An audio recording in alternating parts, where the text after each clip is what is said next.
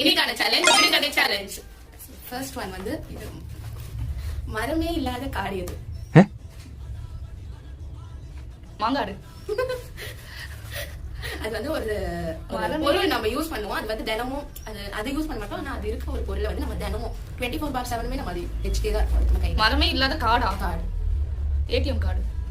Okay தான். ஓகேவா? நான் என்ன எழுதி வச்சிருக்கேன்னா சிம் கார்டு எழுதிங்க.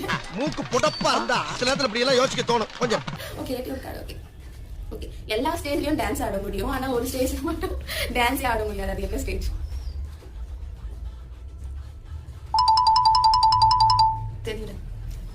Coma stage. டேய் சும்மாடா.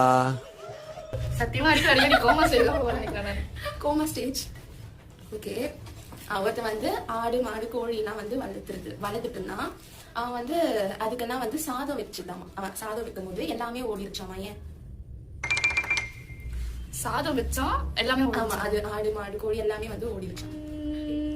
தெரியல, சொல்லி சொல்ல. ஏன்னா அது புளி சாதம்.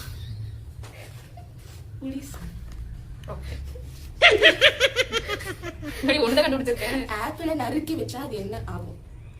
இது வந்து யோசிக்கவே தேவையில்ல, அப்படியே ஆப்பிள நறுக்கி வச்சா என்ன ஆகும்? என்னடி ஆகும்? ஆப்பிள நறுக்கி வச்சா காஞ்சு போடும். நரி சாப்பிடு. நறுக்கி. ஓ நரிக்கு. ஐயோ கடவுளே. பஞ்சு நல்லா இருக்கான்னு மட்டும் பார்க்கணும், அதுக்குள்ள ஆராய்ச்சி பண்ண கூடாது. இதை எழுதி மனப்பாடம் பண்ண நான் எவ்வளவு சிரமப்பட்டேன் தெரியுமா? சின்ன வயசுல எல்லாரும் இது வந்து சின்ன வயசுல எல்லாருமே நம்ம ஏமாத்துறதுக்காக யூஸ் பண்றது. இந்த உலகத்திலேயே டேஞ்சரஸான சிட்டி எது? டேஞ்சரஸான சிட்டி. அந்த சிட்டிக்கு நம்ம போனா நம்ம உயிரோடவே இருக்கும். தெரியல. Electric city. இவங்கிட்ட மாட்டிக்கிட்டு லூசு இல்லைங்கிறத விட பேசாம லூசுன்னு ஒத்துக்கிட்டு உசுரோட ஊரு போய் சேர்றதுதான் நல்லது.